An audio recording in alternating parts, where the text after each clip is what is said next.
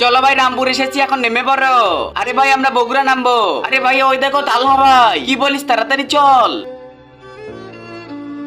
ভাই তুই এখানে কি করছিস? ভাইয়া খাবার খাবো।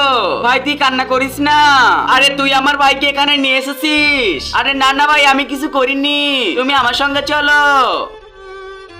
এই দেখেন ভাইয়া, আপনার ছোট ভাইকে এই জায়গায় পেয়েছিলাম। সে তার বাড়ির ঠিকানা বলতে পারছিল না, সে কি খাবে, তাই আমার সঙ্গে কাজে রেখে দিয়েছিলাম। তাহলে ভাই তুই এখানে কিভাবে এলি? আমাকে মুখ বেঁধে নিয়ে এসেছিল।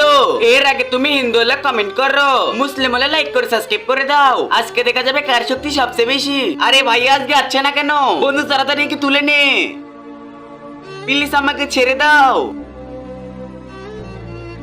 বন্ধুয়ের কিডনি তো বের করে নিয়েছি, একে এখন কোথায় ফেলে দিব?